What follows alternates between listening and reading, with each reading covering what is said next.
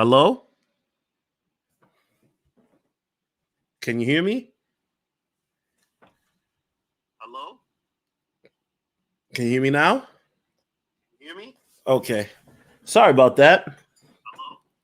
My whatchamacallit got disconnected.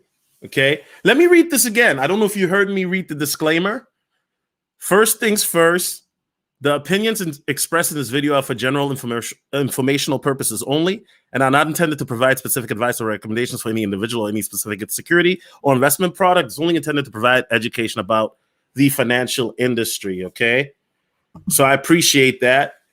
So before we begin, now you guys are gonna, for the first time, take a look at where my portfolio looks like currently. Let's do this. I don't like to share information like that, but here we go. So presently, this is what my portfolio looks like. All right. So 75% is Bitcoin, 13% is Ethereum, 6% is Stellar, 3% Cardano, 2% Litecoin, and then 1% is 20 other coins. Now, before we begin, a lot of you guys are going to be confused, but I'll make it make sense. You got to remember, I've been investing since 2017. Let me say that again. I've been investing since 2017. So, for example, I'm doing this video from a mindset of, if I got $1,000 and I'm a noob, what would I invest in today? Make no mistake, guys. In 2021, I would not be investing in Litecoin, okay? Nothing against Litecoin. I just feel like Charlie Lee really did his own baby a disservice, and you guys know how I feel about that. My thing is this. Right now, what I'm mainly focused on is, with this is, I'm going to do it from the perspective of if I just got into the space, and that's just how I'm doing it. Hold on, I think we got Lionel here. Lionel, what's good, bro? Hey, what's up, man? My bad. I don't know what happened. I totally forgot. My bad. Yeah, no problem, bro. No problem. So we're doing my top 5 cryptocurrencies for spring, summer of 2021. Okay. And I'm just explaining my portfolio right now. So I've been in the space since 2017, right? And so this is my portfolio right now. But the video, I'm doing it from a vantage point of, if I had $1,000 today, what coins would I go in, right? So I was just saying that Litecoin, for example, Lionel, Litecoin used to be about 30% of my holdings. And then obviously, you know, with Charlie Lee, what he did, because I used to be very bullish on Litecoin. And now Litecoin, obviously, you know, I took Litecoin out and then put it into other cryptos and assets. But yeah, man. So this is what I'm looking at. I mean, Lionel, when you look at my portfolio right now, what do you think, man? Be honest. Okay, so you got Bitcoin, Cardano, Litecoin, Ethereum, Stellar. Solid, because of the bulk of your assets are in the top tier. Yeah. And so one of the things too is obviously, and like I was saying to the chat, because I've been in this space obviously since 2017, you're gonna have some coins that, you know, people don't care about. So for example, like you see in the green where it says 20 plus other coins. Yeah, I got Tron right now. A lot of people got Tron. I fell for the Tron hype. And I think this is something that we want to talk about as well. There are a lot of people, Lionel, and I know that when I first came into space, right, I was looking for a lot of coins that were low in market cap. And then I was just trying to buy those up, not understanding how much volume they got for. I don't know how many. Is there like 10 billion Tron coins or something? I'm not exactly sure. I think it's 100 billion, if I'm not mistaken. 100 billion, right. And so not understanding that, I made the mistake of buying Tron. Now, I bought Tron when it was 17 cents. And then when it went up to 33 cents, had I been smart, I should have sold it. But I was hoping that it would go up to $1. So I just kept hodling it. And obviously Tron is at what? 7 cents now? Yeah, 5 cent. 5 cents, exactly. Now, Tron, I don't think Tron will ever go to $1. Now, knowing what I know, but you know what? If Tron ever goes back to its all-time high, I mean, anything is possible, right? Yeah. Then I'll definitely sell and then get the heck away from that coin. You know what I'm saying? Yeah. So Lionel, here's what I'm gonna do. This is kind of like I'm just, we're gonna do this like a course style here, bro. And feel free to disagree with me. You ain't gotta agree with everything, but this is gonna be thorough. So we're looking at this, and here we go. Boom, boom, boom. Okay, so number five. I'm very, very bullish on number 5, Lionel. Lionel, take a guess. Let's play a game. What do you think number 5 is going to be, bro? You said Tron. I'll say XRP. XRP? Yeah. That's not a bad guess. That's not a bad guess. But number 5 is actually boom, VeChain. Oh yeah. Okay. Oh yeah. I like VeChain. VeChain does a nice thing. Yeah.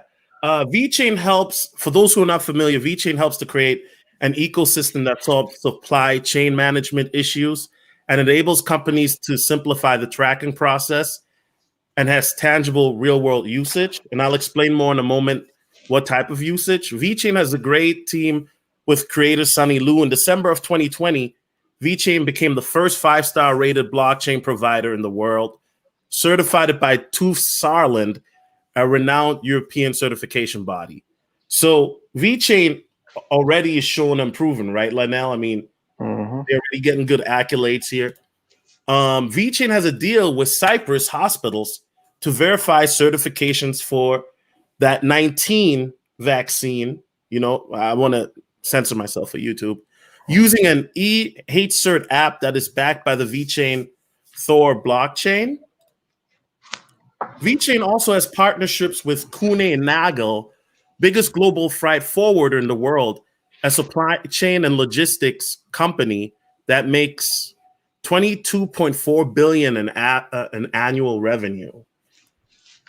Okay, so now VeChain Continued. Whoa! Why is it? Okay, guys, hold on 1 second. My thing is being goofy. 1 second.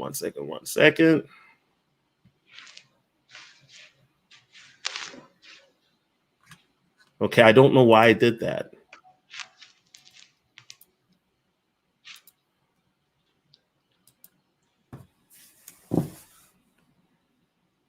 I don't know. Maybe too much is going on. I'm not sure. Hold on. Bear with me 1 moment, guys. All right. This happens. Technical difficulties. Yeah. How's everyone doing tonight? Hope y'all have a wonderful night tonight. And all the fun stuff. Yeah. I don't know. I guess it's NBA All-Star Weekend. Oh.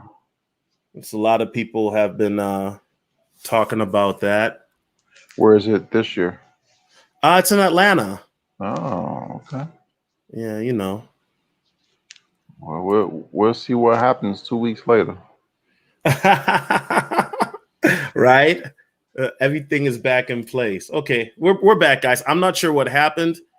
Okay, so VeChain also has a deal with 1 second here. VeChain has a deal with Amazon Web Services and Microsoft Azure, right? Which deals with cloud storage. And I can see VeChain hit 15 cents by the end of 2021. The reason why I know VeChain's market cap is about 3 billion. Hold on, right? Last time I checked, 3 billion, something like that. And 15 cents would, where would it put it? Hold on, let me look at my Lifecoin watch here. If I did my math. Yeah. So right now, you got 63 billion circulating, right? Mm-hmm. Okay, it's got a 3.5 billion market cap.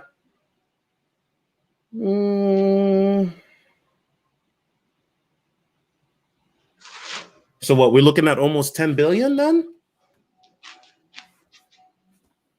So yeah, multiply that by 3.5 times 3. That's 10.5. 10.5 billion. Yep. Yeah. You know, and some might say, okay, that's high, but I don't think it's crazy. It's reasonable.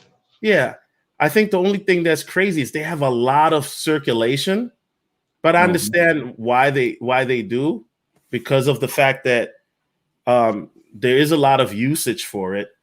Hold on a second. Bitcoin Bobby says, sneaking in here from the game to show support. Okay, VeChain Link, ADA, Dot, Theta are my picks. Unibright and Polkastat are low cap picks. Okay, that's what's up. You got a good list. Actually, you got a lot of stuff on your list that I actually have, so good for you. You almost gotta, when you invest in crypto, almost gotta have a top starting 5, like a top 5, and then anything else, like you know, like on the basketball, they got the six man, and sometimes a 7 person. So you're solid 7 and just rock with those. You almost gotta be like that in crypto. Yeah, definitely. You know, and remember, man, you know, Lionel, how BGS always used to say, just put in your lunch money. You know what I'm saying? Yeah, man. A lot of people putting in more than lunch money, man. Yeah, right. Well, my cousin Lionel, I was speaking with him earlier this week, and he bought like 100 Litecoin. Wow. And I mean, he can afford it. He's an engineer, right? He makes, you know, over 150K a year. He makes really good money, right?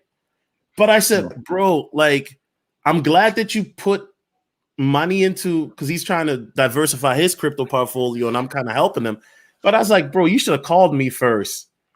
That Litecoin, you're gonna be. I mean, he might, you know what I'm saying? But bro, he could have put it somewhere else. That's like 20 grand, Lionel. You know what I'm saying? Yeah. I was on Twitter one day, and this person I follow on Twitter, I guess they liked somebody else's tweet, so it showed up in my timeline. And this girl had 1.3 million XRP. I'm like, man, where was I at when you got all this? I'm like, she showed it. She showed it on Twitter. I'm like, this is crazy. So she's got 1 million XRP, or she made 1 million off of XRP. No, she got 1.3 million XRP. Oh my god, she said. Yeah, so I'm like, that's why I said it's people out here that's putting more than lunch money, man. Facts. And by the way, the 15 cents, I don't know, chat, let me know, where do you think VeChain will go at the end of 2021? Do you think 15 cents is a reasonable prediction, or you think I'm tripping? I think it's very conservative, actually, Lionel. Yeah. Because I forgot who I saw. I'm not trying to call out any of these crypto YouTubers, because, you know, some of them just be doing some crazy stuff. But I saw one guy say it'll go up to $10. I'm like, how, Sway? Like, where are you getting your information from? You know what I mean? Like, yeah. I think a lot of people, because a lot of people bought VeChain when it was sub penny, and I think a lot of people are waiting for that dollar. For that dollar. I think a lot of people are. I think you'll see VeChain. Let's say it does go up to $1. I think you'll see a big sell wall in that area. Yeah. All right, and shout out to Bitcoin Bobby again with another $2. He says Litecoin will be adopted by PayPal soon. I see why. Okay, I mean, like I said, he's my cousin. I don't want my cousin family members to lose money. I just wish he would have contacted me first. I would listen, Lionel, I would have had him right with that 20 stacks, man. I wish I had 20 stacks right now to just throw into a bunch of coins that I really like, right? But shout out, we got a YouTube celebrity in the building. My brother, who looks like the younger version, Goofy Tubes in the building. That's right, man. You know, I met this brother, man, and we were talking about cryptos, and investing. He's a popular YouTuber, Lionel. He does more like pranks, though. You know what I'm saying? And, Okay. yeah. So it's good to see a young brother, man, in a crypto stream like this. You know what I'm saying? That's dope. I like that.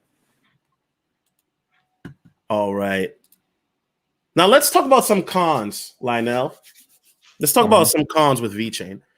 For VeChain to hit $1, it will need to reach a $65 billion market cap. VeChain has a lot of circulating coins, which will be difficult to do. Lionel, let me ask you this, because you do the technical analysis and you're the veteran with that. Do you think that VeChain realistically can hit $1 in the next year or 2 or 3, or what are your thoughts? Well, with my technical expertise is not too long term in that much in that regard. It's more of immediate to the next few months. For it to go to $1, it's gonna have to just basically go up in price without making any retraces or corrections. It's just gonna have to shoot up exponentially in price, and that's hard to do. Yeah. In any asset. Yeah. Shout out to Mr. Distinguished TV. He says shout out to Solo and Lionel. My picks VeChain, ADA, XTZ, EOS, and a special pick of mine is XVG. Also sent you a little something on Cash App. Yeah, I saw that. Appreciate you. He sent another $5. And you guys check out Mr. Distinguished TV. He's also a new brother in the space doing crypto video. He also does some female nature videos as well. I love the fact that we have more brothers in this space talking about crypto. You know, and I don't care, you know, if you're black, white, Indian, Jamaican, I don't care, but it's important particularly that we get black men involved in the crypto space, right? Like now, I mean, that's just a given. VeChain also has a lot of competition, Neo, EOS, Ethereum, ADA. Let's talk about Neo, Lionel. I haven't heard much from Neo lately. Have you heard anything? I haven't heard anything from Neo lately himself either. By the way, remember, Lionel, when I showed the portfolio earlier, I got a little bit of Neo as well, and as well as Loom, and they're dead. Man, a lot of the projects that I've been in the space for a very long time, they're not really doing too much. Yeah, they're not. And this is why it's important, right?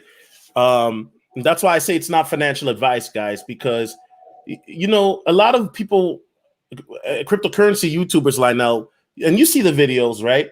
They will tell you, oh, you get this coin, it's going to go to the moon, get this coin. They're basically doing something known as chilling, right?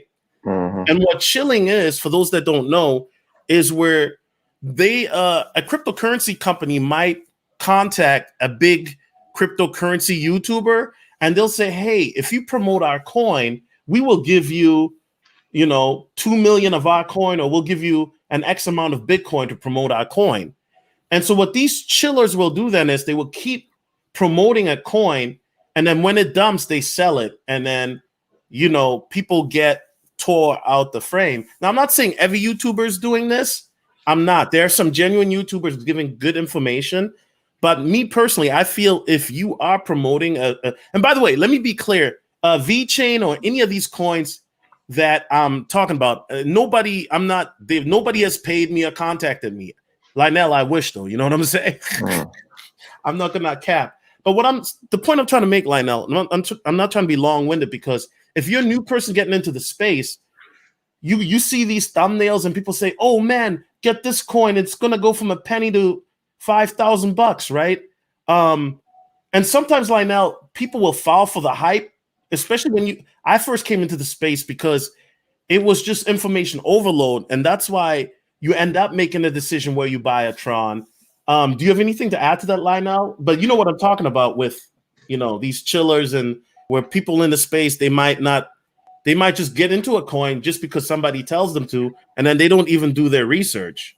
Yeah, that happened to me when I first came to the space. I followed this one YouTuber, and basically he was saying, oh, A person contacted me last night from an insider, is telling me about some good stuff about Litecoin and get in now. And I was buying Litecoin when it was all-time highs, and I just listen, and uh, you everybody get wrecked in, well, I don't say everybody, but a lot of people got wrecked in crypto, so that was one of mine, just listen to crypto YouTubers that really don't, not all of them, but the ones that really don't know what they're talking about and pushing and shilling coins.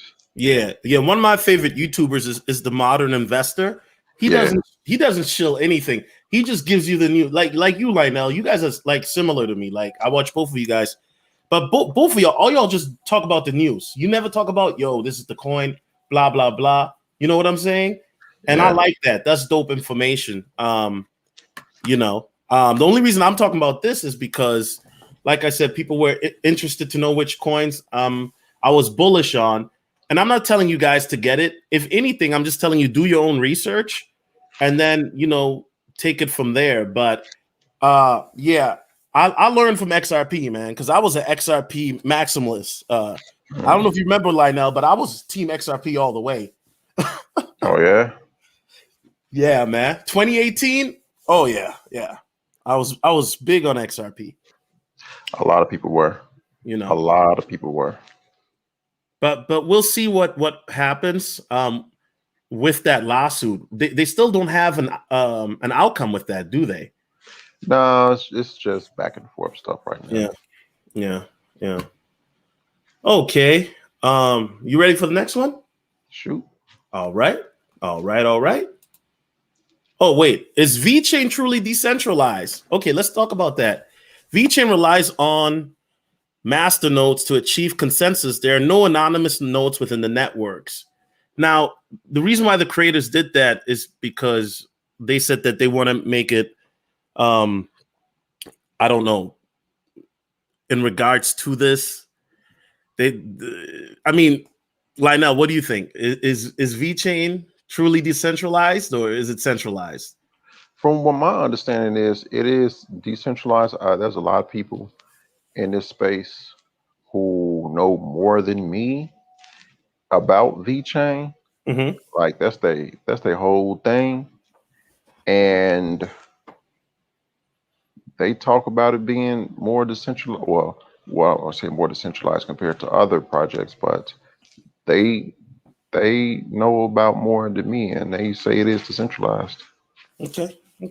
Yeah. And I've heard some information because I was doing some research too, where they said that in the future it'll become more decentralized. So it'll be interesting. We'll see. Mm-hmm. Number 4, Chainlink, aka Link. Now, Lionel, Chainlink is formerly known as smartcontract.com, is a decentralized Oracle network that aims to connect smart contracts with data from the real world. Oracles allow blockchains to access data outside of their network, which in turn provides information for smart contracts to execute. Sergey Nazarov is the co-founder and CEO of Chainlink. He's also a pioneer in the smart contract space. Evan Chang, who's a technical advisor for Chainlink, is a highly accomplished individual. He's a former director of engineering at Facebook, also worked for Apple for over a decade and helped create LLVM, which helps with code on Apple and Google devices. Now, Lionel, I have a fun tip for you. Sergey Nazarov, there's rumors or speculation. Some people think he's Satoshi Nakamoto. I don't know if you heard that one before, but I heard a lot of people are supposed to be Satoshi. Yeah, facts. Yeah. Now, Lionel, what is your take on Chainlink? I'm not too well versed on Chainlink, to be honest. Okay. I've only heard about it in passing from other people, but I'm not too well versed. I know they're supposed to be able to link different blockchains together, but that's about the extent that I know of it, Chainlink. All right. Shout out to Antoine Moment with the $5 super chat. Appreciate you. Yeah. So here's the thing, guys. with Chainlink, with the blockchain, right? So to keep it simple, and by the way, I'm not a mathematician or cryptographer or programmer or nothing like that. So when you look at something like this, you might be like, right? Because sometimes I look at these graphs, Lionel, and I'm like, right? But basically, what Chainlink is supposed to do is it'll allow blockchains, basically to talk with the external sources to give data and information, right? So that's a lot. So let's take like a weather app, for example, right? If you have a weather app, Lionel, let's say the weather app is powered by blockchain, right? For example, well, the weather changes constantly, Lionel. Sometimes weather can change within seconds. So basically, if you look at it that way, that's what Link does. It allows that information then to be updated in real time. Okay. Now here, if you look at it, you got the Chainlink nodes, got the external APIs, the blockchain. Now, if you understand stuff like this, great. To me, this I'm just looking at it. I'm like, okay, this looks good. This looks good. Partner. Go ahead. So basically, what they're doing is allowing, since it's a lot of smart contracts, presumably that's going to be on Chainlink, they're allowing those. So depending on what the smart contract is going to be performed for, that smart contract will need data fed to it in order for that smart contract to execute properly. And that outside data depending on what that smart contract is used for, will need relevant information pertaining to what it's built for and used for. And thus you have oracles. And oracles are basically a centralized or decentralized way of feeding outside data. Case in point, All-Star game. Let's say people bet on an All-Star game. Well, what they would do is, okay, you have a bunch of smart contracts that execute orders depending on the outcome of a smart all-star game. So now you need outside data because you don't want people that are betting to say, oh, the East won, and a person said, no, the West won, and now the smart contract don't know who won. So now you'll have an oracle that'll feed, and that oracle will be NBA.com to feed external data into the smart contract to allow the smart contract to execute properly. Right. Yeah, and Lionel, I appreciate that, and that's similar to my weather app analogy, right? Except, yeah, you actually made it more applicable for real time since people are worried about the All-Star game. So, yeah, that's what's up. Partnerships. Now, people are wondering, well, why do you bring up partnerships? Because I like to see one of the big things when I got into the space, Lionel, right, was I'm looking for adoption. I'm looking for usage. You get what I'm saying? Yeah. Because you have so many cryptos, right? Okay, this crypto looks good. It's low. This crypto is low. But what is it used for? You know what I mean? So what I'm saying is start asking questions like, what is a coin's usage, or what's the cryptocurrency's usage? And here's the thing, and Lionel can attest to this. In 2017, it was, I mean, this is still a brand new space, guys. Make no mistake. But in 2017, it was a lot more speculative. Yeah. It seemed like every week there was a new coin coming out. And they said they were going to do this, they were going to do that. But then with some of these coins, like Lionel mentioned earlier, those coins didn't do crap. You know what I mean? And now when you look at certain coins that have partnerships, then you can see that, hey, it has a track record, right? So Google Cloud integrated Chainlink in their own database. This was not a partnership. Let me say this again. This was not a partnership, but it did help raise Chainlink's value from $400 million to $1.4 billion. Chainlink has partnership with Swift, which is a vast messaging network used by banks and other financial institutions. Zeppelin OS, an operating system that was developed for creating smart contracts. Signal Capital, a London-based private asset firm. Now, I can see Chainlink going to $40 by the end of the year. Last time I checked, Lionel, Chainlink was around $27. I think this is a very conservative thing. And you know what? Chainlink has actually exceeded a lot of people's price predictions, because a lot of people were thinking that Chainlink was going to hit about $10 or $15 this year. But Chainlink Chainlink is at 28.84 right now. Okay. But Chainlink has easily surpassed that. Now it does have a total max supply of 1 billion. Currently, it's got about 411 million as a circulating supply. The market cap is 11.8 billion. I think $40 is very, very reasonable. Very reasonable. Yeah, it seems within distance. Mm-hmm. Now, let's talk about the cons of Chainlink. Chainlink's marketing is a tad lazy, and they don't promote it as much as they should, right?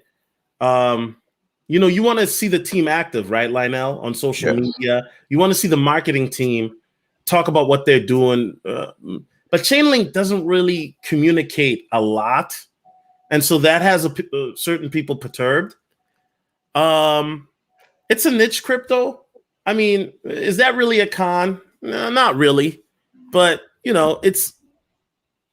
is what it is, right? Yeah.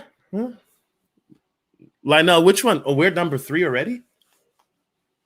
We're at number 3. Okay. Lionel, which one do you think number 3 is going to be? Dun, dun, dun. I know, right? I'm going to go back with XRP again. XRP? Yeah. Oh, boy. Okay, number 3.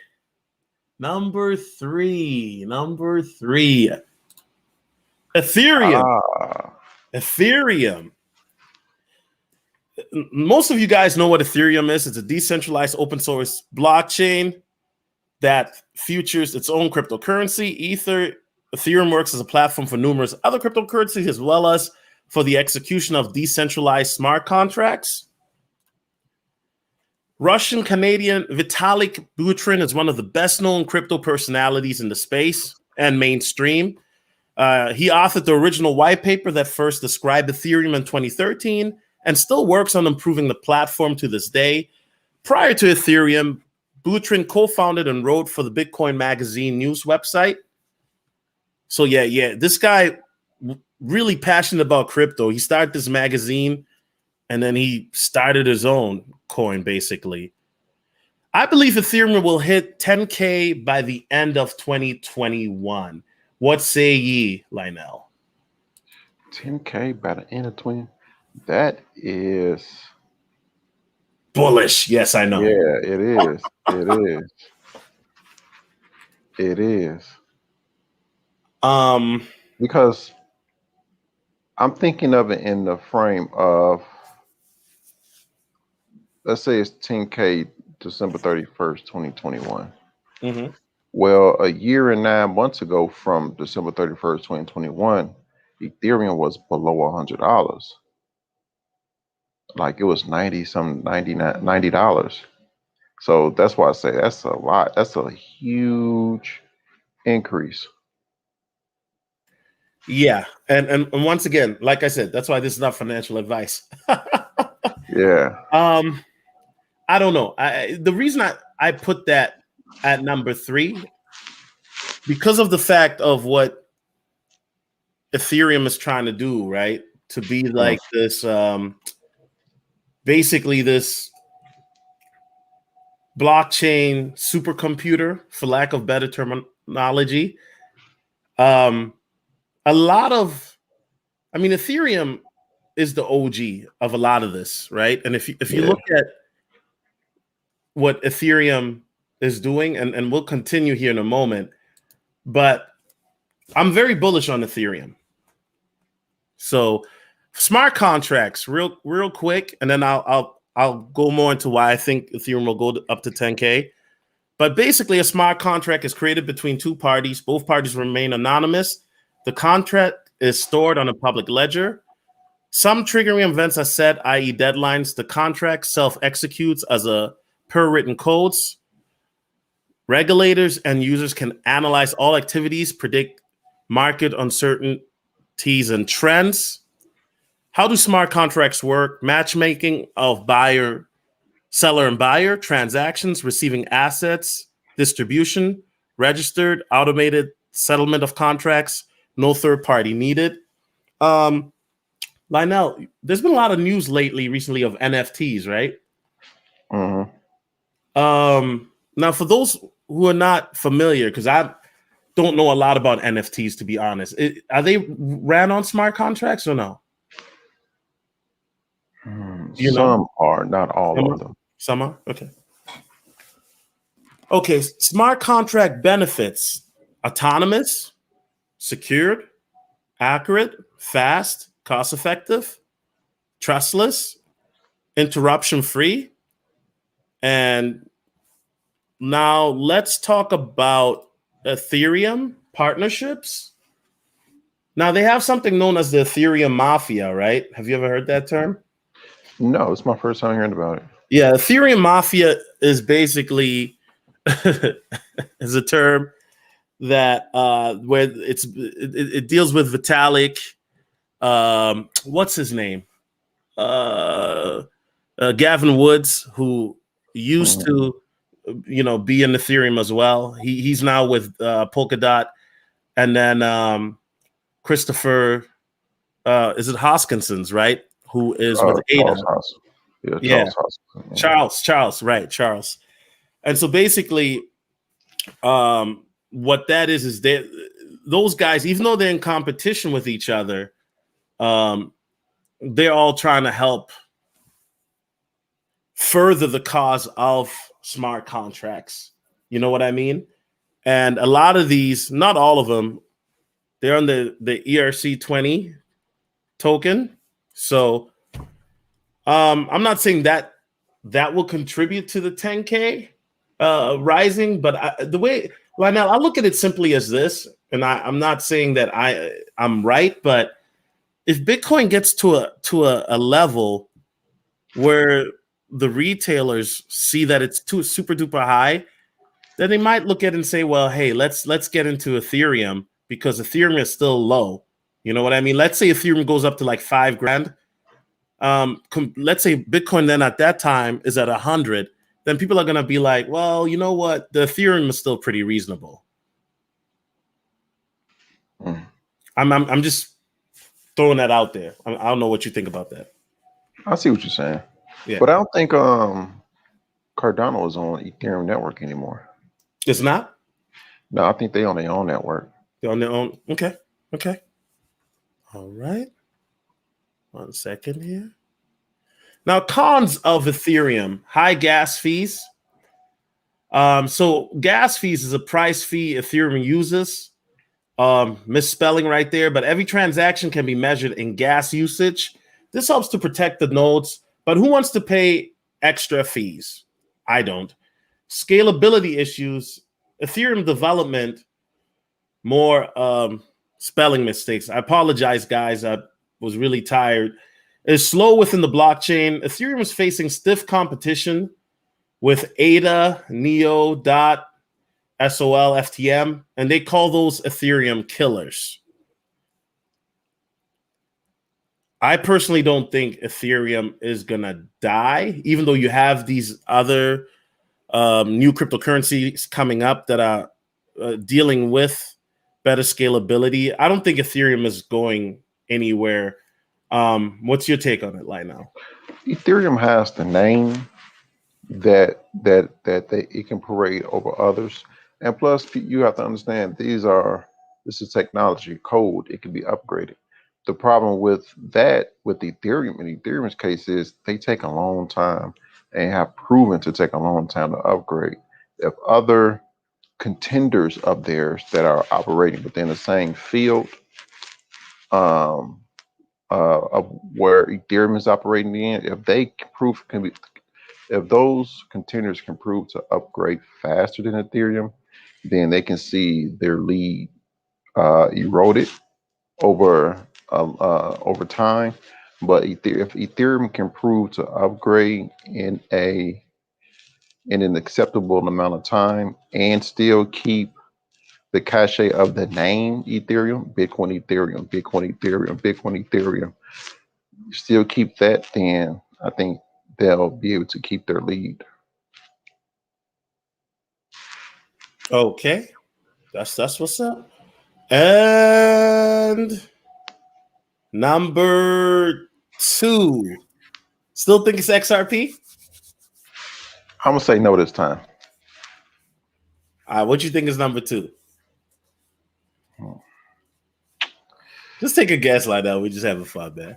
Okay, I'm gonna say Binance Coin. Binance Coin. Okay, that's a good one.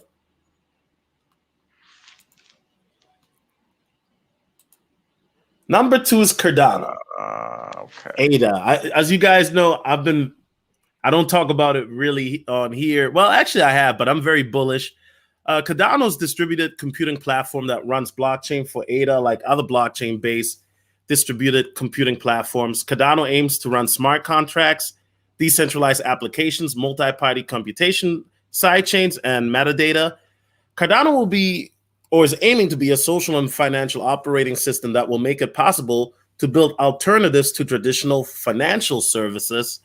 Cardano will scale sufficiently at the global level, will have secure smart contracts, will have a voting system, will work with oracles, and identify management. Cardano expands decentralization capabilities and gives context to transactions. Currently, the context stays in the physical world. This is a major shift in blockchain technology capabilities compared to the first generation. Now, Charles Hoskinson, and you're right, I got him right here. At least I got his name correct on this, is the founder of Cardano, one of the co-founders of the Ethereum network. Charles is also an accomplished mathematician. Oh, wow. You know, he's 33 years old. Oh, is he? He don't look at it at all. Okay. He looks older, like he in his 40s. Yeah, he does. Okay, partnerships. Now, rumors are swirling between Cardano and Coinbase, but let me emphasize, guys, it's just rumors. And I'm not here to promote rumors or say, oh yeah, I heard this. No, like I said, it's rumors. But allegedly, I've been hearing a lot, especially on Reddit, that once Coinbase does their IPO, they're gonna announce that, Cardano then is gonna be on Coinbase. So that's what I've been hearing. I don't know if that's facts. Obviously, it's not facts right now because they haven't announced it. IOHK, a company created by Charles Hoskinson and Jeremy Wood that is committed to helping people use peer-to-peer services to billions of people who don't have them. That's roughly over 2 billion people. VeChain, helping Wyoming ranchers sell cattle at premium prices. I believe Cardano will hit $5 to $10 by the end of 2021. What do you think right now? That price range, in my opinion, is crazy. I know. Yeah, it's crazy, but I think it's within sight. As far as when, I don't know, but I think it's within sight, most definitely. Yeah, I saw, and I don't know, man. I watch so many different guys. Sometimes it's hard to keep track, but I saw one guy talk about, it's gonna go to $50 at the end of the year, and I'm like, yo, whatever you sipping on, I need some of that. Right. like this is important, guys. Like, this is why it's so important, guys. Like, Cardano right now has a max supply of 45 billion, right? But there's 31.96 billion already in circulation, and it's at a 37 billion market cap, right? So you got to look at those numbers. Like, if it's at a 37 billion market cap and goes to $50 by the end of this year, then like now we're talking about $1 trillion, aren't we? Yeah, Yeah. it's a lot, especially in the context of it was 3 cents a year ago. Mm-hmm. So that's just my thing. I'm not saying these price. Anybody can be correct on their price targets. And I'm just coming from a standpoint of technical. Right. Anybody can be correct on their price targets, but in the context of things, 3 cents to $50. That's a that's more than an exponential increase. That is a lot. It's I think maybe if we're talking about 5-10 years from now, that might be more realistic, right? mhm. Because Bitcoin, of course, is going to go up as well, right? And so are other coins. But if we're talking at the end of 2021, $50, I don't think it's realistic unless Cardano has something in store that we don't know about that they're going to announce. But no, I don't think that's Yeah, realistic. and then like when you hear these outrageous price predictions, in my opinion, you got to ask yourself, are they saying these price predictions because what they research has said, or are they saying these price predictions because this is what they want and feel? Want and feel and research are two different things. Right. Right. Yeah, and me personally, I mean, I'm looking at, I like to look at their roadmap where they're at, right? And Mhm. then also I like to take a look at when I'm doing this, what the basics. I mean, where's the total supply, the max supply? What's the market cap, right? And then of course trying to figure out, okay, well, if it goes to so for example, for Cardano to hit $3.50, it's got to be at almost 100 billion market cap, right, Lionel? Mhm. More than that, even it'll be at 118 billion market cap. And so you got to look at it like realistically speaking. Now, if Cardano hits a $118 billion market cap when it hits $3.50 or what have you, I mean, that's pretty freaking good. But that's still but here's the thing: anything can happen, man. But I'm not saying it's going to happen. I'm just simply being bullish, like I said. In my opinion, I think these market capitalizations Mm-hmm. are possible only because these are more global assets. They're Right. not uh, pinned in borders to any one country's stock market. These are global assets. So now, I do think these market caps are um, uh, attainable. Yeah, I definitely do. Um, I agree with you. I just don't think it's $50 this year is realistic. Yeah, I think five, yeah, $5 to $10 is realistic, yeah. and The time that is frame. very bullish. But I'm talking about fifth. Was it and once again, I'm not trying to call out any content creators, but yeah, I mean, if somebody says $50, that's why I'm saying, Lionel, do they know something we don't, or like you said, are they just going off of emotions? And you know what I'm saying? Yeah, Not trying to hype it up because they're holding that, yeah, yeah. It's just a time frame in which they're saying this stuff. That's a very short time frame for any asset to go. And yes, we have had instances of, let's say, a Tesla or Bitcoin go to a large increase a large amount in a short amount of time. But those are the exceptions. Those are not the rules. And every crypto or every stock is not going to do that consistently over and over again. So the want and the hope of people saying, "Oh, it's going to go from 3 cents to $50 within 18 months," that will make a lot of people FOMO into something. Well, Lionel, I will say this. I don't think anybody could have predicted that Bitcoin would hit 50 $8,000 this year as fast as it did. You know what I'm saying?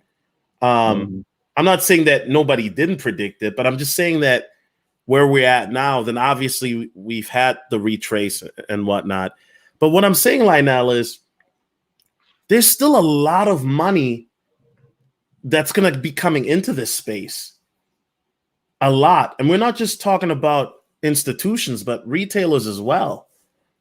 You know, I mean, I know I'm speculating. Once again, this is me being fundamental, but there's still going to be a lot of money coming into it, because we know that when you look at the usage of something like a Cardano or VeChain, right, where VeChain is already having usage with the hospitals in Cyprus that I mentioned, with helping supply chain. And by the way, Lionel, you know a lot more about supply chain logistics than I do. With automation that's about to happen, these companies are going to want to have something that they can rely on. And with these blockchain cryptocurrencies, like a VeChain or a Cardano, they're going to help them do so with this. And I'm trying to censor myself, with this injection app that they're doing. You know what I mean? At these hospitals. So,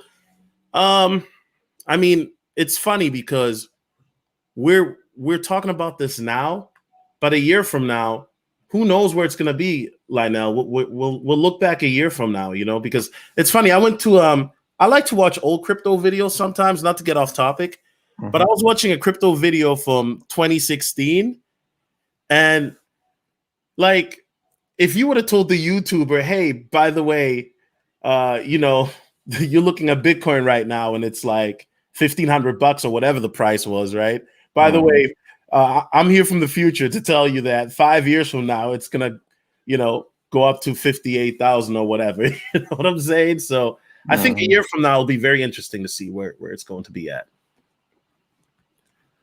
All right. Now let's talk about some of the cons. Currently, not a lot of partnerships, but that is because Cardano is slow, and not slow in the sense that they're not trying to put out stuff, but Cardano is trying to do a lot. And Lionel, let me ask you this. Is Cardano, with them trying to basically replace the traditional finance system, is Cardano biting off more than it can chew right now?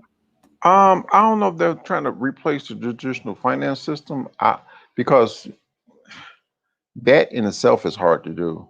If they're, I don't think a lot of these projects are trying to replace the current financial system. I think what they're trying to do is give people an option and what to do. But I did, not to cut you off, Lionel, but I did hear an interview with Charles where he basically says, yeah, we're trying to compete with the Fortune 500 companies and such. So I guess, I mean, that sounds pretty lofty to me. Well, compete and taking over are two different things. Yeah. So, I mean, they can compete, and they can take away some of the business of, what you call these people? Fortune 500 companies. They can do that. Yeah, there's nothing wrong with competition. All right. And then utility, Cardano has limited usage currently. However, to some, this is debatable as it's evolving and has a great team. I don't really look at that as a con right now. But like I said, to some, it is debatable, right? Number one, you already know what's going to be Bitcoin, man. Oh, yeah. Bitcoin is the first cryptocurrency worldwide, the real OG since 2009. Okay. But by the way, Lionel, I didn't even realize this, but Lifecoin Watch has it like this, the real OG since 2009 as well. Oh, yeah. Yeah, I love it. I love it. And it was created by Satoshi Nakamoto. If he is a person or individual, he's the modern Einstein of our time. If it's created by persons, that's great. that they created Bitcoin. I mean, there's so much speculation on who created Bitcoin. I mean, we could do a live stream on that in itself. Lionel, am I tripping when I say that if Satoshi Nakamoto is an individual, that he's the modern Einstein or Tesla of our time? Could be, man. Here's my thing, Lionel, and I sit back. If it was created by multiple people, one of them would have said something by now. And then but then people say, well, it was created by the government because the one, how many billion? Does he have 1 billion Bitcoins? Who? Satoshi? Satoshi? 1 million. 1 million? Yeah, that is still in the wallet. It hasn't moved. I don't think it's the government. No, it's not the government. I've mentioned it before. It doesn't make sense for the government to try to make a decentralized currency. If it is an individual, I don't know, maybe, like I said, he's got to be one of the smartest people in our time. And I've said this before. But here's the problem with the people saying that it's the government. There were previous iterations of a cryptocurrency before Bitcoin. Bitcoin is the one that got it right. Bitcoin is the one that succeeded. You have hash cash. You have DigiGold. There were previous iterations of a cryptocurrency that tried to survive, and the government shut those down. And Bitcoin took bits and pieces of those previous iterations. One most notably is hashing. Hashing came from Hashcash. The person that invented Hashcash was Adam Back. Adam Back is the CEO of Blockstream. So Bitcoin took bits and pieces of previous failed versions of a cryptocurrency, and it came together because one of the more pressing issues that those cryptocurrencies tried to solve was the double spend problem, and Bitcoin solved that. Or the people, yes, I say Bitcoin, people or person, Bitcoin solved that. So Bitcoin just didn't come out of nowhere to say, "Ta-da! I'm here," from no other previous knowledge. Kind of like the pyramids. The pyramids didn't come out of nowhere. There were previous iterations of a pyramid, such as the step pyramids and other pyramids that look all wonky. And then all of a sudden you got the grand pyramids, the granddaddies, or the parents. Now with cryptocurrency, you have previous iterations, but Bitcoin came along and was the one that got it right. So people tend to forget the previous iterations. They are forgotten, but Bitcoin didn't come out of nowhere.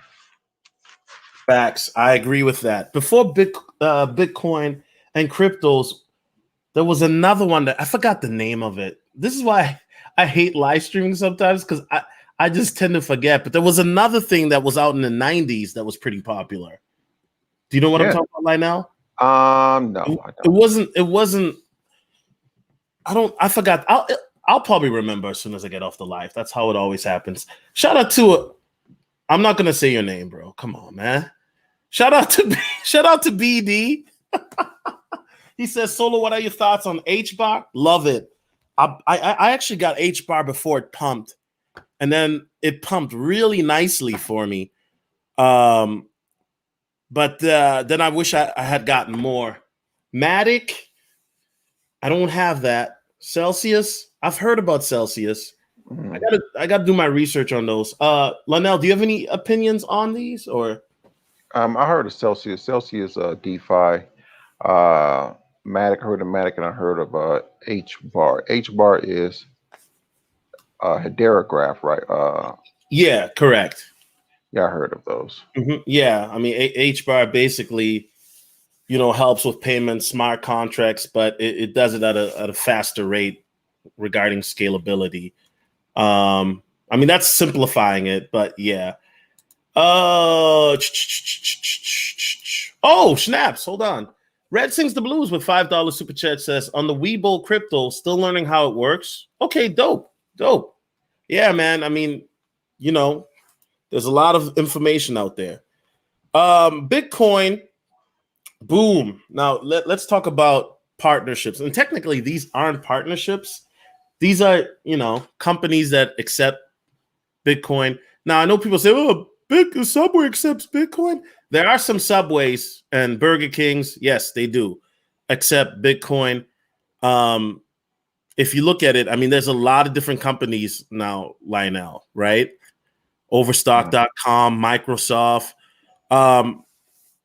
Fun fact, not but I'm gonna be buying my third ledger, and my first two I purchased them with Bitcoin. So, just a fun fact. Yeah, I mean it's so that's a big one right there. Now, cons of Bitcoin, right? Lionel, what do you think the cons are going to be? You already know what the cons are going to be. Yeah, slow. The main one is it's slow. Okay, I said limited use due to adoption is the first one. But I guess that's about to technically that is debatable too, because now they have 1,800 Bitcoin ATMs now? Last time I heard in America, something like that. But something like that. Scalability, like Lionel said, right? It's slow.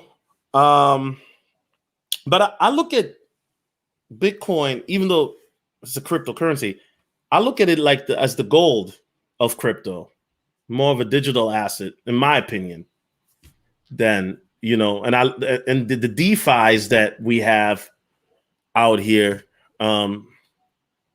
those are the ones. But regardless, Bitcoin ain't going nowhere, man. Ain't going nowhere. Any other cons, Lionel, I missed?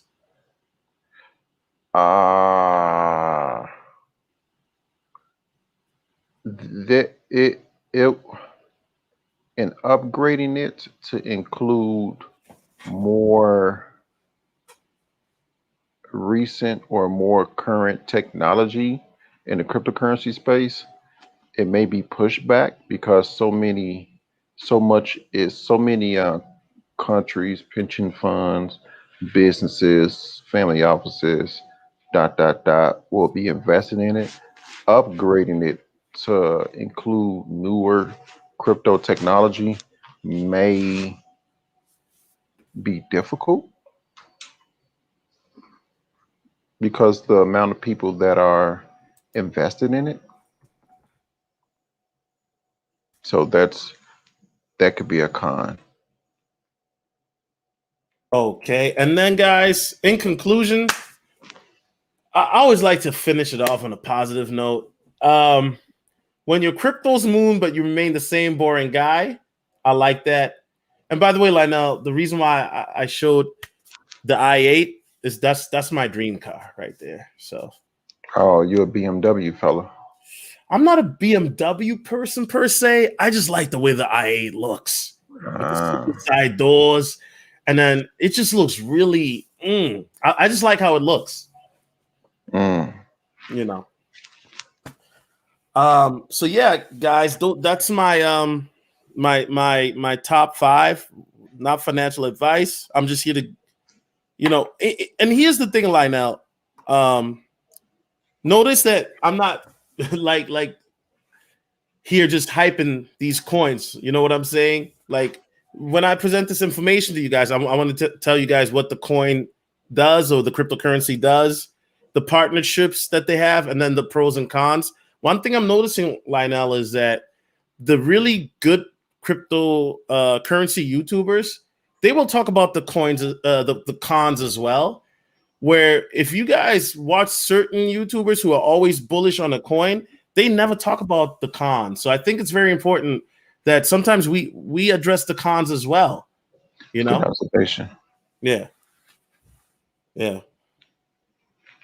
Now I know some guys are gonna be mad. Why didn't you put in uni or dot?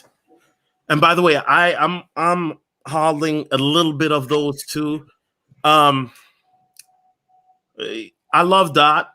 I don't, it was either ADA or dot. And plus, it's just it's just so much space. Facts. But here's my take between ADA, dot, and Ethereum. I'm going to be honest with you, Lionel. Me personally, and you could say bugging, only time will tell. I don't think you're really going to lose with any of those 3 per se. However, I do think one of those 3 is probably going to shine way more than the others. That's what I think. I mean, I don't. Only time will tell. Because I know a lot of people are gonna. Oh, on Theta. Oh, yo, I know I know the crypto group. They're gonna crucify me for not putting Theta on the list. I mean, that could be a top 10 in my whatever. I mean, it could change. Once again, remember, in 2017, I was bullish about Litecoin. 2018, I was bullish about Tron and XRP. You know what I mean? So, listen, I'm just. I got to get on Theta TV. I'm not on Theta TV. Yeah. So Theta, listen, I'm not saying Theta ain't. I'm mad that because every time everybody kept talking about Theta, and I can't never get it on any of the exchanges. It's hard. It's not on every exchange. That's one of the reasons why it's very, very difficult to get. Yeah. So that's my top 5. And yeah, I mean, that's basically it. Lionel, is there any news or anything that you want to talk about? Any current events regarding crypto or anything? No, right now, man. Okay. All right. So, that's basically it then. And once again, guys, most important part is do your own research. I behoove you to do your own research. I'm still doing my own research as well. I know that sounds contradictory. Well, you're putting up, but you know what? Every day, it's crazy. Because Lionel, like I've become a sponge the last 2 months, just reading different things, and it can become very, very overwhelming because there's so much different information out there, and the market moves so fast now. I thought in 2017 it was moving fast. There's just because we're making this video now, but 6 months from now, Lionel, who knows what the coins we talking about right now? 6 months from now, it might be a completely different list, and it wouldn't shock me. Yeah, it's 5,000 plus coins out there now. The majority, a lot of them are dead projects, but you just can't talk about them all because you try to talk about them all, you end up not knowing nothing about nothing. Yeah. And for me too, I look at it like this. When I first came into space, I was like, I'm gonna get all the low coins and this and that, and then guess what? That's how you get wrecked with the lower coins, right? Mm-hmm. I mean, Bitcoin and Ethereum, they've been around. They have a very great track record. We know that statistically speaking, 90 to 92% of altcoins, usually they tank within a year, right? So just make sure you do your research, all of that. I'm excited. I'm very excited to see where the space is going to be. I think that 5 years from now, when we look at 2025, Lionel, we're going to have a completely different conversation. Who knows? Maybe we'll be doing a live stream with me picking up Lionel from the airport in my i8, and then we'll stream it like that, right? But anything is possible. A lot of people, Solo, you always talk about this, but I've seen it. I mean, like I said, I've seen friends of mine become millionaires, and if I didn't know them, I would have thought it was cap. So I'm very bullish, but also I think it's very important that we educate ourselves in regards to the usage of, what the crypto does.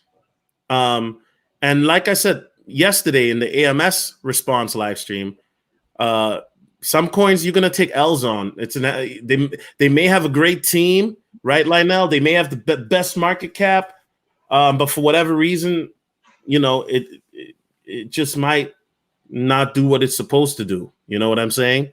Mm-hmm. Any final words, Lionel? No. Okay. Well, guys, listen, I'm doing another stream after this, so make sure to check it out. It's the Minister Jap response stream. Thank you guys for coming on.